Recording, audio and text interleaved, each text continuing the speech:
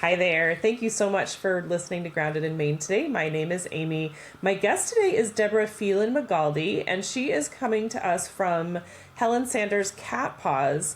And I'm really excited about this because, one, I'm a cat lady. I'm one of those cat ladies, and I'm proud of that.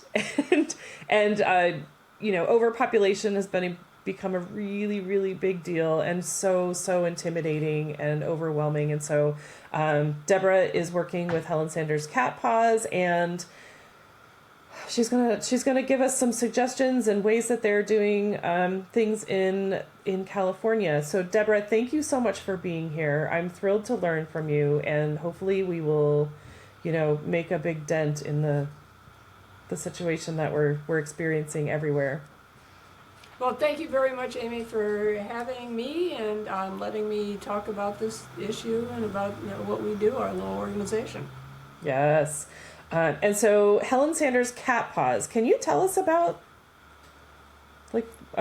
where how did it start and what the organization focuses on? I mean, clearly it's the cat population, but how did that come about? Of course, thank you. Back in the 70s, 80s, 90s, there was a lady named Helen Sanders, predictably, and she was doing what we now know as TNR, Trap, Neuter, Return, or Trap, Neuter, Vaccinate, Return, at the rocks, the jetty that jut out into the ocean at the beach here, which was at that time just overrun by what they call feral or stray cats. And she was single-handedly, and with the help of a few other people, trapping them, getting them vaccinated, and spayed and neutered at her own expense, and putting them back, and caring for the colony, bringing them food every night. I encountered her, I met her in 2001, actually, as she was pedaling down my alley with a big bag of cat food in the back. She had a three-wheeled bike, little trike, and I thought she was homeless. I'd see her around town, right, pedaling around, and big bag of cat food, and I thought, oh wow, that's so sad. So then I had food out for this cat that used to come around my house. I had just moved there to the little beach town from Colorado, and she kind of barked at me one day as she's going down the alley. So, are you taking care of truffles? And I looked around okay, I guess, this tortoiseshell cat that would come around. And anyway, she and I started chatting, and apparently this kitty was one that she had trapped and had fixed. And this kitty for years used to come around my house, and that's kind of how I met her. And then she passed away in 2005, and there's still some cats alive in the colony at the beach at the time of her passing, and some friends just would raise a few $100 here and there to buy food and take care of them. And finally in early 2010, late 2009, I filed the IRS paperwork and became an official 501c3. So that's where we started. With that inspiration, and then over the years we've branched into other areas of direct rescue out of shelters, spay neuter clinics now, and some other programs to try and save more cats and prevent suffering and needless death. Oh my goodness. So you met her in 2001, you said, just by chance. And then she passed away. So amazing that you got to meet her. Oh yeah, we had an alley relationship. She'd come down because I lived not far from the beach where the colony was at the time of cats. So she'd pedal. I was one of the alleys that she would pedal down and take care of some of the cats in the neighborhood, and so we had like an alley relationship. I'd see her, we'd chat. So. Oh my goodness. And then after she passed away in 2005, you started Helen Sanders Cat Paws in 2010. So it's been going 16 years. Friends of hers actually started just raising a little money to buy some food, but then you made it official. Passed and I became kind of more aware of that. I thought, maybe we should just like bite the bullet and become an actual nonprofit and see where it takes us and ways to increase our impact. Right. Oh, wow. And so I mentioned very quickly, but you're in the LA area. You said you're just north of LA? South. Sorry. Yeah, actually, just south of Long Beach, if people know where. So there's LA, and then Long Beach as you're going down the coast, and then I personally am in a little town called Seal Beach, but we're volunteer foster based, so we care for these cats in our homes, and our team lives in this general area. Yeah. Okay.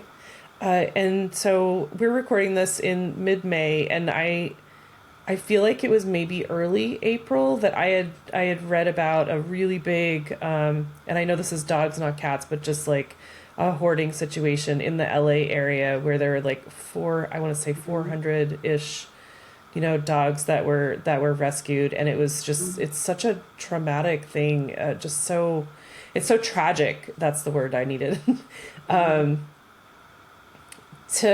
And I, as someone from, at that time I was in Virginia, and just like, how can, I feel so helpless. And I'm sure, even people in the LA area must have felt that as well. Like, what are we supposed to do with 400 extra dogs? And the same thing happens with cats. I'm very sure of that. And so I'm curious, what exactly you guys do at Helen Sanders Cat Paws. I mean, you have a few different things that you're doing as an organization. So can you touch on those things a little bit? Of course, and there were some cats involved in that. I'm aware of it. I wasn't directly involved in it, but I saw it online and whatnot. It was north of LA, dogs and cats. Yeah. Unfortunately, it does happen. And, yes, so we have several programs to address as best we can the full circle of cat rescue. So what that means is we go into shelters, and in shelter we work closely with our public shelter partners to try and take out those cats and kittens that we can, that are or may be at risk of not getting out alive. So we take them out. We are foster based, which means that we do not have our own facility. It means that people are caring for these cats and kittens in their own homes. They usually, almost always, have medical issues. That's usually why they are at risk, because medical issues are usually beyond the scope or capacity of a shelter to manage effectively. Yeah. And sometimes these medical issues can be quite simple. They can be basically a cold, what's an upper respiratory infection, which is super common, eye infection, super common. That maybe a week of antibiotics will knock out, but it can be sadly a death sentence in a public shelter. Sometimes they're not so simple. Sometimes they're broken bones or chronic illnesses or medical anomalies that cost us thousands of dollars to try and sort out. Right. So but the cats we take generally have medical issues. That's often why they need to be rescued. So we have a pretty hefty veterinary bill every year. It's well into six figures. I believe it. So that's one program. We get them out, we get them fixed up as best we can, whatever that looks like in terms of medical care. We get them adopted into adoptive homes, and that's our fostering. We have an adoption center at a local PetSmart. We've got some wonderful volunteers that take care of the cats at the adoption center as they are awaiting adopters. The other program that we have to back up from the shelter intake is spay-neuter, to try and get ahead of the problem. Yes, please. We started with a spay-neuter trailer in mid-2023, a beautiful surgically equipped, specially built trailer. And then from there, we leased a space. So we actually have a clinic now that we've been using for about a year now. And low and usually no cost. We have some fabulous partnerships with other local organizations that are providing subsidy to the public or to us to apply to the public. So it's often no cost. Spay and neuter for both community cats, which means the free roaming, nobody really owns them kind of cats, and also for owned cats, for people's own cats, because it's sometimes if a normal clinic will charge $300, $400, $500 to get the cat fixed, which is prohibitive for a lot of people, especially now, you know, when everything is so much more expensive just to live and drive to work. So we're providing that, and we also have what's called our DIY kitten kit program, which we've had for about 10 years, where we put together a shoebox size kit of formula, bottles, some probiotics and supplements, a kitten care guide. We give it to shelters to give to people that bring in, say, hey, look, I found kittens, I found a litter of kittens, I found a kitten. And the shelter says, you know, if that kitten's not eating on its own, that kitten's not going to live past today. Right, and can't stay here. There's not really anyone. End of day will be end of kitten. But if you want to take this kit and take the kit and the kitten and take care of that kitten for a couple weeks until that kitten is eating on its own, and then maybe we can bring it back when we can manage the kitten easier, then that's what that kit is for, to engage the public, to be part of saving those kittens that otherwise would lose their lives. Oof. Yeah. I would be curious to know, I mean, do you have, I mean, it's probably on the website and I did not notice that, but like a list of, I mean, I know you said like bottles and formula. I've never raised a kitten, so I don't know what that's like, but you know, just to, and then the instructions, do you have the instructions on the website as well so that someone can? Yeah, actually that is all on the website. We have a list of what goes into the kits, and then we actually have another page under resources called Help I Found a Cat. Oh, good. Which is, you know, kind of a multiple times a day problem and call and email that we get, right? Help, I found a cat. Yeah. And that has links to various resources, and it also does have a kitten care guide that people can download. Great. Okay. I mean, I feel like that might be a fun activity to do, maybe with kids, or you know, in your own neighborhood, to get this ready. Just, you know, because we know that it happens.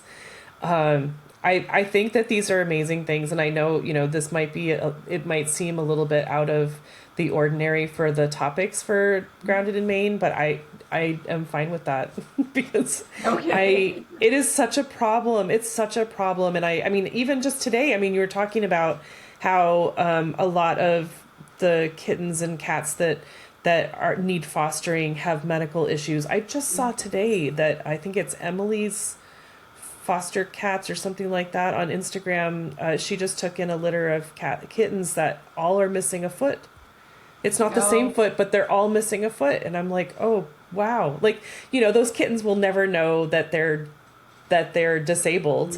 But it's just, you know, it takes a little bit of teaching them to be more independent, I assume.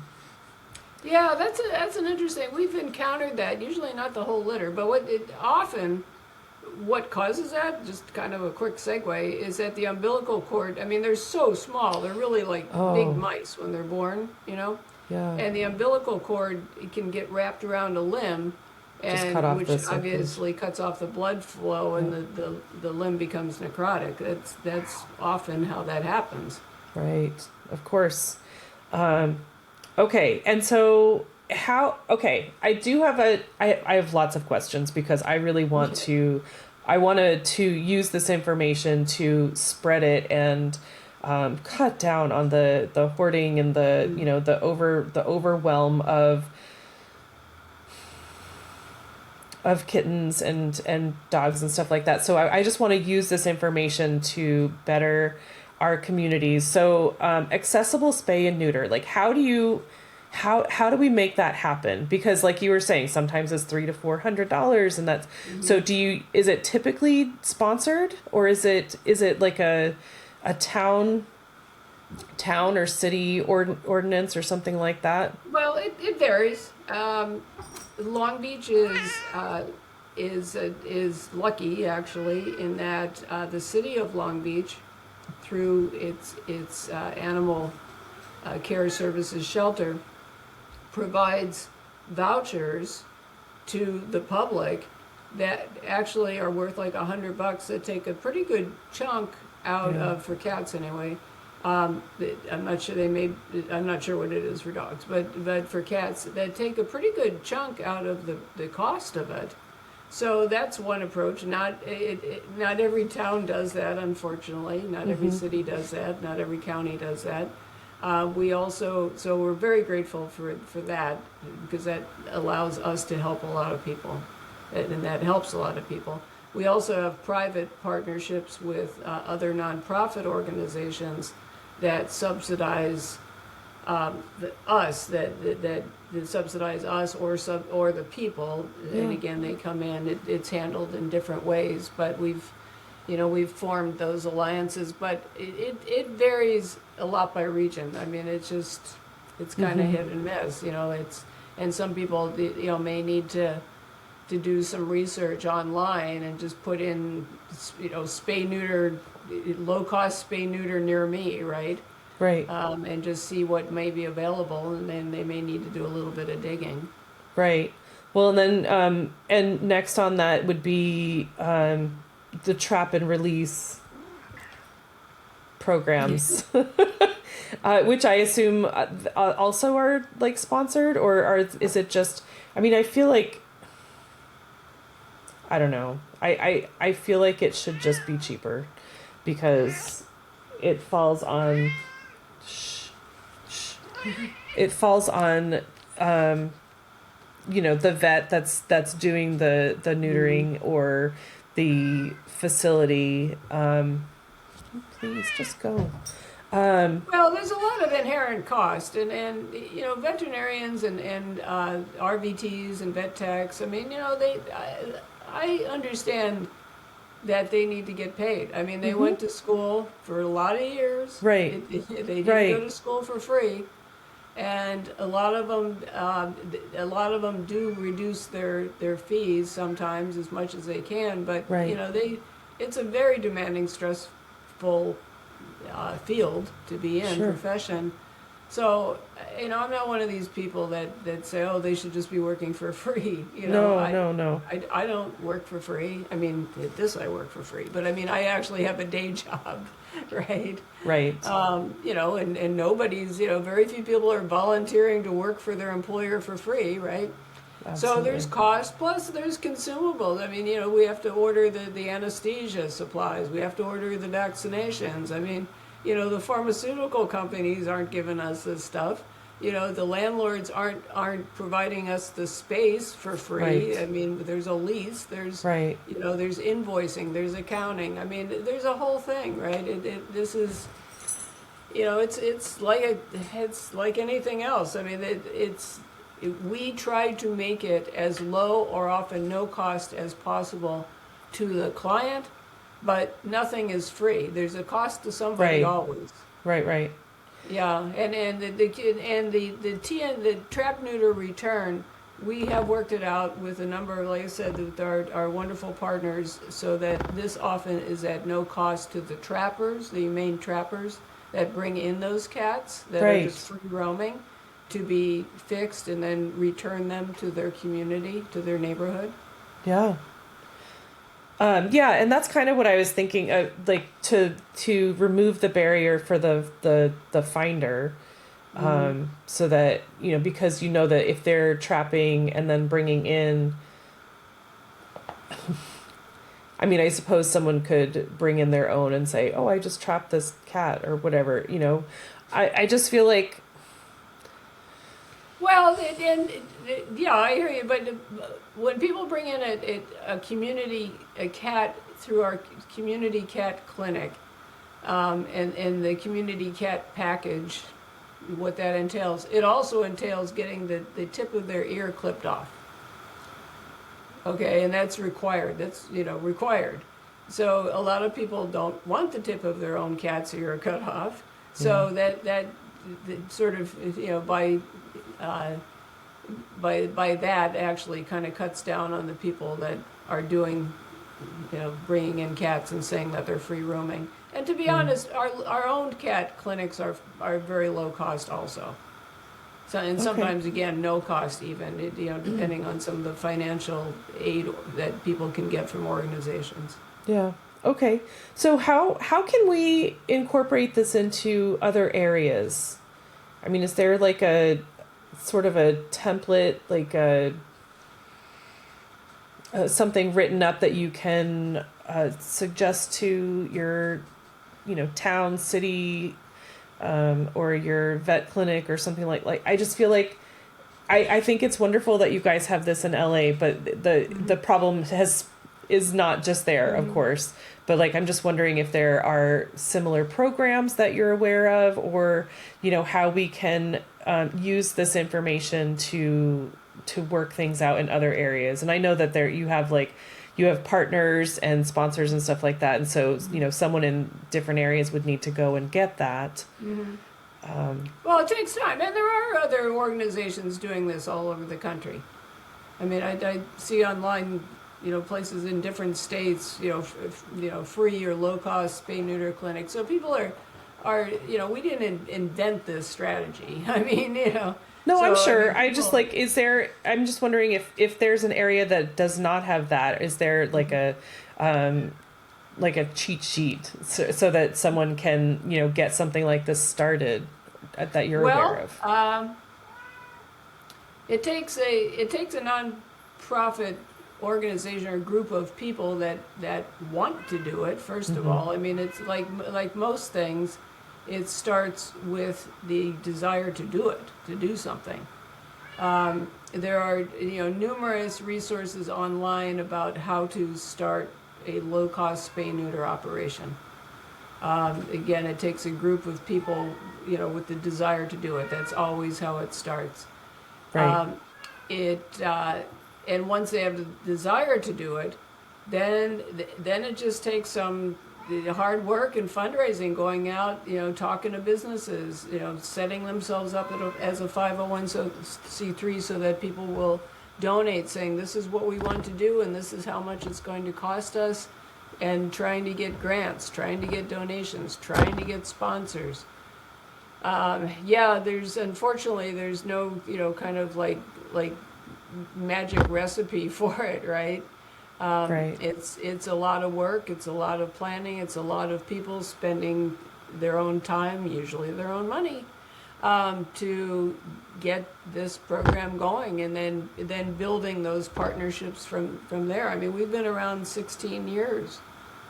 Our spay neuter clinic part is relatively new. It's only about 3 years, but even before that, we were doing our own spay neuter vouchers for years, where we would actually pay clinics a certain amount of money for people to take in their cats.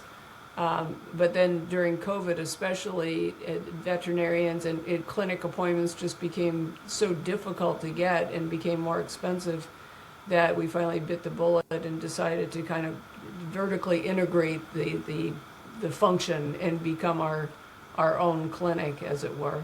That's amazing. So Deborah, did you go through life knowing that this was going to be your passion? Like, have you always loved cats? I don't even know if I love cats, actually. Even now, do I love cats? Yeah, I mean, I've always had cats in my life. Growing up, I had cats. I've had cats into my adulthood, and they've been my buddies, and I kind of understand them, I think, in a way, and I identify with them a little bit. But I think the short answer is no. I didn't dream of being involved in a cat rescue. I started fostering 20-something years ago because I had some flexibility in my job. I was working out of my house, and I figured, I could I could be online and work out of my house and take a break and go bottle feed a kitten, every few hours, right? Yeah. And, one thing led to another, as these things tend to do. And the next thing you know, right? And I don't know that it takes an advanced degree in psychology to understand why, for me, the plight of someone born helpless and unwanted shouldn't be a death sentence. That they have no one, these kittens, that are brought in without the mom, and as happens every hour of every day in shelters, and especially in this part of the country, and they have no one to speak for them. And they need help. They need everything. Yeah. So, you know more, you do more. Right. So I am curious. You said you started fostering 20 something years ago. What's your biggest number at one time of Well, critters one that you time I fostered? accidentally came home with 29 cats. Okay, that's a big number. It's not quite as bad as it sounds. This was a long time ago. I went to a shelter, and I was picking up 2 moms with kittens, and one had 4 kittens, one had 5 kittens, and they were all going to be euthanized. So I picked those up from the shelter, and while I'm waiting there, I think can't remember the math, but it seems like it's 29. But anyway, so while I'm waiting there for them to bring out the 2 moms with their respective kittens, another one of the shelter workers says, "Do you take bottle babies?" And what that means is kittens not yet eating on their own. And I said, "I don't know. Yeah, I mean, we do, but I don't know if I've got it." I said, "Why?" So he said, "Well, because we just had 16 of them dropped off." Oh my gosh, ranging in 16. age from 1 week to 2 weeks. That's That's helpless. Still an age where Yeah. you have to feed them every few hours. And I said, "Okay, well, how long do I have to figure this out and see if I can line up some?" They said, "Well, we're gonna euthanize them after lunch." It was 11 o'clock, right? So I'm sitting in the shelter and I'm wildly making calls. And anyway, long story endless, the 2 moms and their respective litters and the 16 1 to 2 week old kittens all piled into the car with me, and I drove back to my house and then started, Feeding calling around instantly. and doling them out to people. And Good. Yeah. So anyway. Okay, so it wasn't for long. You had them. Yeah, all. it wasn't for long, and I have taken care of a couple litters at one time myself, and moms and kittens, but yeah, that was Okay. anyway. Okay. I have more questions. Yes. I have never fostered. I have right now a very reactive dog, and I love her to death, and she's so good with my cats, but I don't want her to bite anyone.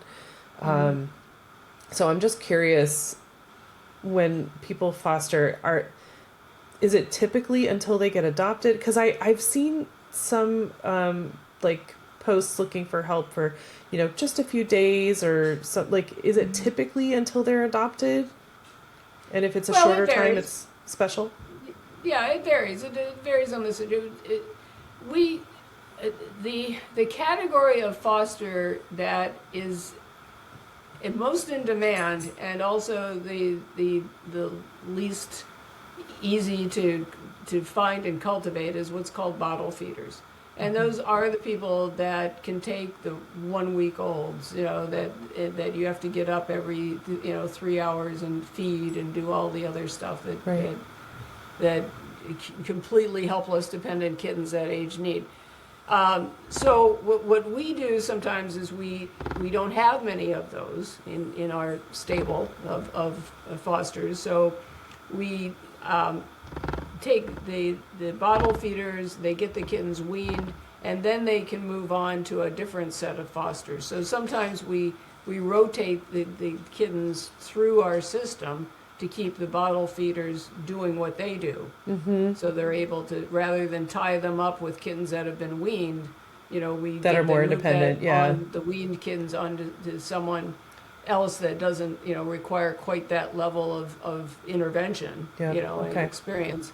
And so that our bottle feeders can be free and available to take more bottled kittens, because that is the most vulnerable, and by that I mean likely to be killed population in public shelters.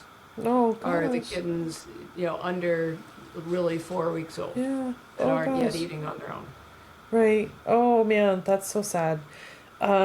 Okay, and then another question that has been sort of rolling around in my head since I learned about you is, so trap and return, or trap and release is how I've known it, but like, is that if someone traps a stray cat and then they get spayed and vaccinated or whatever, like however that works, is it are they always released, or are sometimes they kept and fostered, or does that make sense? Yeah, I no, just feel absolutely. And the reason we use return, and people do say release, but the reason we use return, because it's kind of intentional. We don't, typically with a free roaming cat that comes from a neighborhood that knows that neighborhood, you want to return. You don't just release them, kind of Wherever, like wherever. You want to return them to their, what they know is their home, right? So, however, sometimes these cats are trapped, and sometimes they turn out to be really pretty friendly and adoptable. And if they are adoptable, and if there is a foster, there's a lot of ifs here. There's a lot of moving parts Right. in this. But if they are adoptable, and if there is a foster available, then that cat may have a chance to get adopted. And Have a if cushy life. that is the case, then that's a great outcome. Yeah. Okay. That's kind of the answer I was hoping for. My girl cat, I rescued, and both of her ears are clipped. And No. when I Okay. asked the rescue if she was feral, they were like, "Oh no, she was born like that, or she was in a fight or something." I'm like, "She was in a fight?" So I feel like I was kind of lied to, but I don't, she's fine. She's great. but I've always wondered, like, both of her ears are clipped. So what exactly does that mean? Does that mean that they're mean? I don't know. I'm not familiar with the. Oh, it's just something I've always thought of, and Yeah, then I mean, typically, the universal sign for yes, this free roaming cat has been spayed or neutered is to just clip the top of one ear.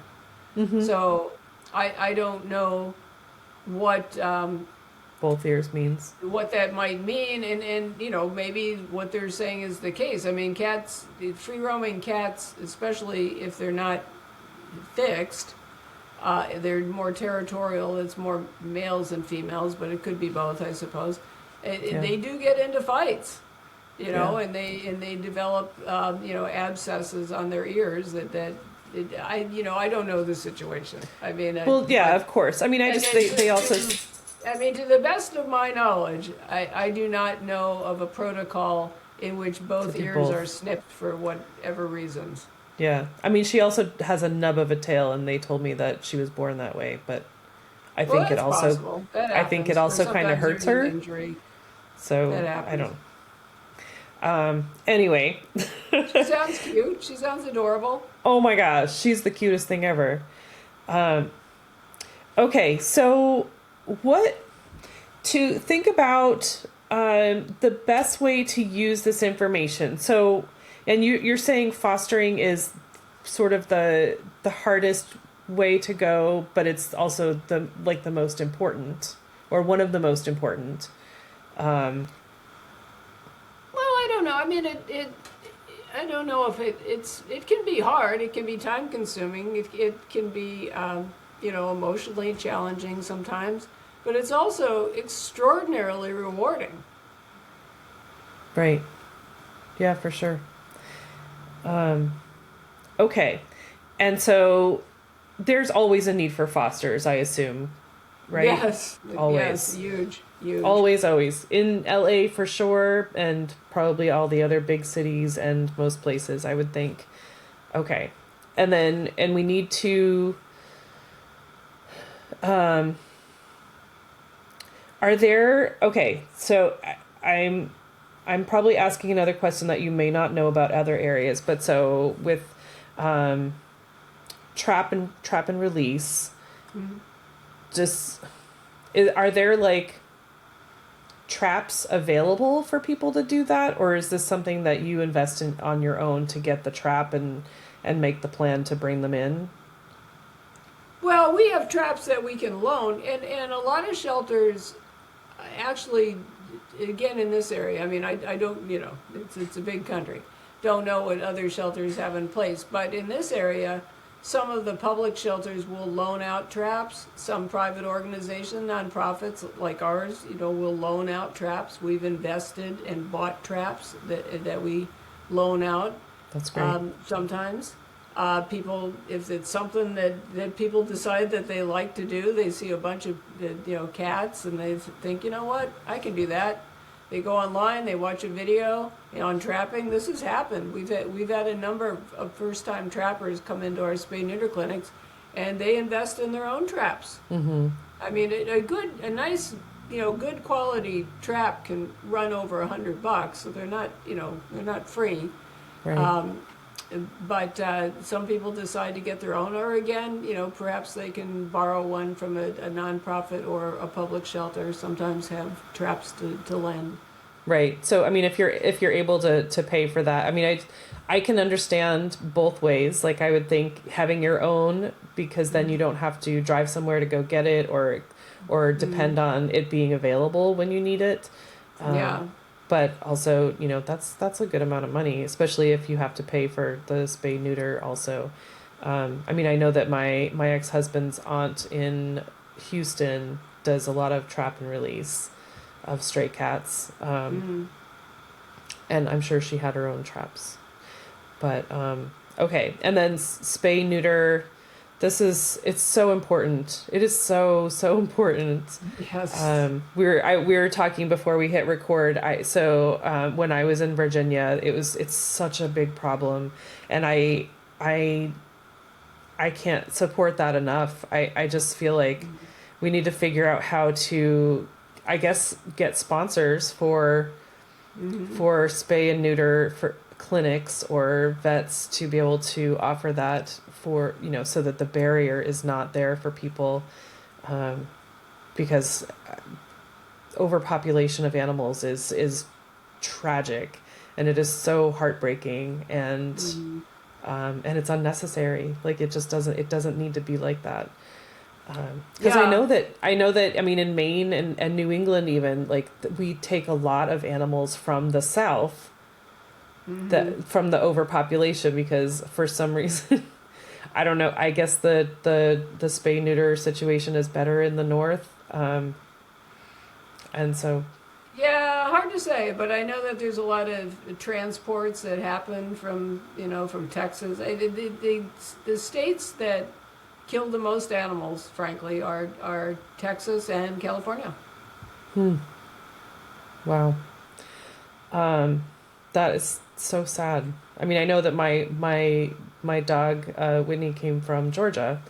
And my first, I want to say Bella, my first dog came from Arkansas, maybe? Anyway, it's just, they for some reason in the North, it's not as big of an issue, although I think it's okay. So the question that I have left, I think, is so education. Like how can we spread this information other than podcasts, but like how do we encourage people to learn about this and be part of it? Well, I mean, this is a good start. Just getting out there and using, every platform that scream it from the any rooftops. Of us have. Yeah. I mean, the good news, I guess, about social media and technology these days is that everyone can have a voice. You Right. know? Yeah. You can reach more people. Yeah, to reach more people and just say, just think back to Bob Barker, right? I'm kind of dating myself, but Yeah. Bob Barker, it was so ahead of his time. Spay neuter, spay neuter. For sure. So now all of Decades. us can all of us can sing that refrain, right? For sure. Yeah. Yeah. I think that what you guys are offering is that's such important information. And I love that you have the kitten kit available so that, and you have the template so we can go to the website and do it as a community, like put some kits together. I mean, this is the perfect time. It's spring in Maine and New England. So this is a perfect time. And then it really doesn't even have to be like a rescue group per se. I mean, this could be like a high school project. Yeah, Put absolutely. together, kits, and it can be a Rotary Club or whatever the local organizations are, and say, hey, if you find kittens and you want to take care of them, here's we can provide you with a kit. So it doesn't even have to be all that formal of a thing. Right. I mean, I know you said the kit that fits in your hand and saves a life. that pretty much says it all. But I love that you also offer the instructions. Yeah, and like one of our many little taglines is, a couple weeks of your life might mean a kitten gets to have one. Yeah. Oh gosh. And can you also, I mean, this may just be another part of this, but you had said equipping communities makes everyone a first responder. And so I'm guessing that goes along with like the kitten kit and like understanding how to do this, like that makes it empowers you to be able to help in these situations. But if it's different, please just let me know that. Yeah, no, I mean, everybody can be a rescue. Yeah. And that's one life saved. That's, yeah. Yeah, I mean, okay. you don't have to do everything every day. You don't have to be part of a rescue organization. Right. It's not a 24-hour. I mean, it doesn't have to be a 24-hour job for you. Save the one in front of you that day, and everyone can be a citizen rescuer. Oh, I like that. Okay. And so another thing that you said was communities have to stop the cycle. And so that's what we're doing here. We're educating, we're talking about the issue and talking about the different ways that there are out there to stop the overpopulation. And so we need to stop the cycle 100%. Yes. And lobby, there's a political aspect to this too, a legislative aspect to it.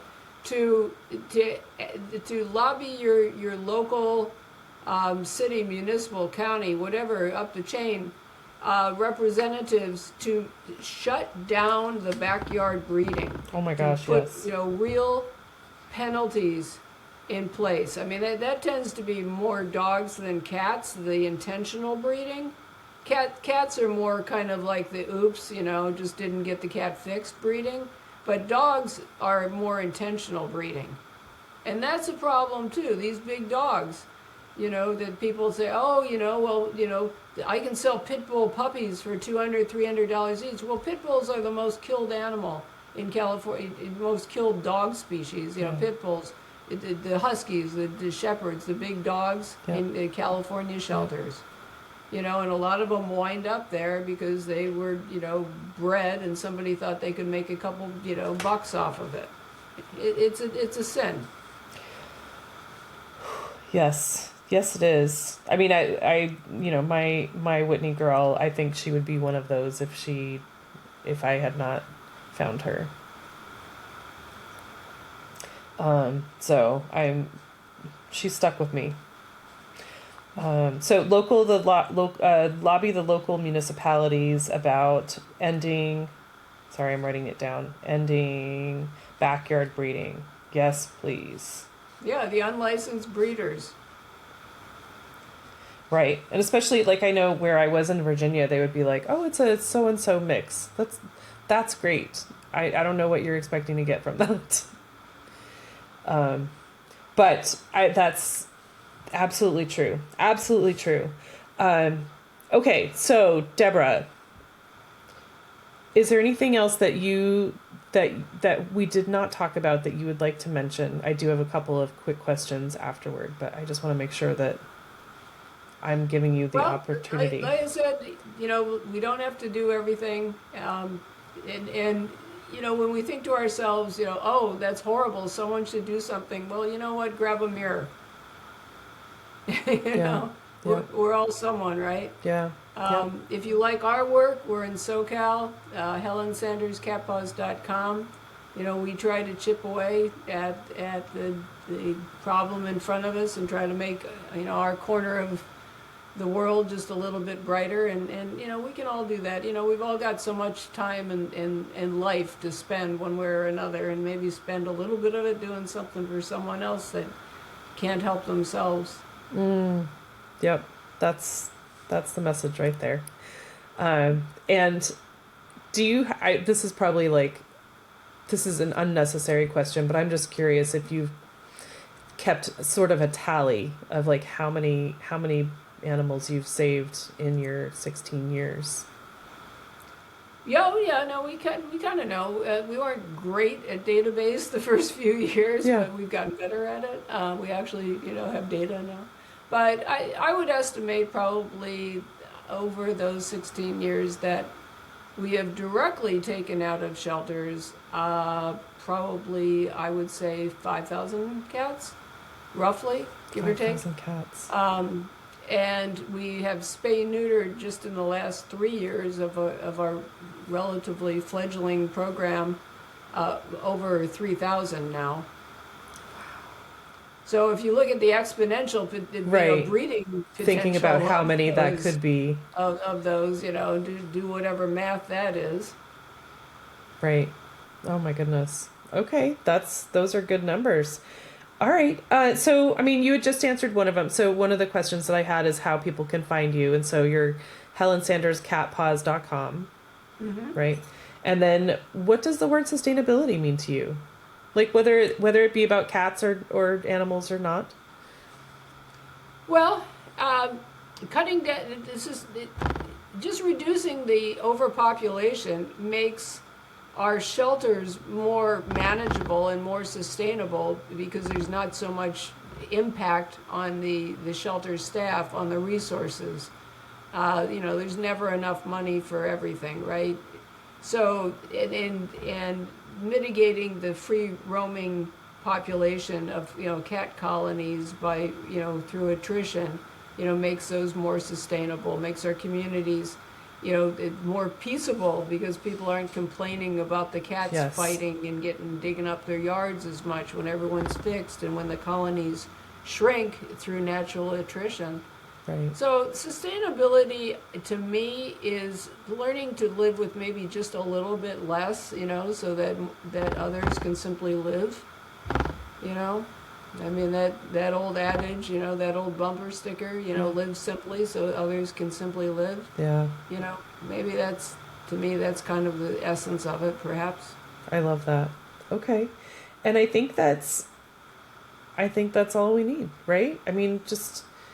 And I love that you said, think about someone else other than yourself. And, even though they may be a stray cat or a brand new kitten, they have value and they deserve a chance. And I love that. I love this message. Thank you so much, Deborah. I really appreciate this. And I so appreciate all that you guys are doing. And I am so grateful for all this education that we can bring to our own areas. No, thank you very much, Amy. I really appreciate your time and having me and hearing our message. Yeah. Oh gosh.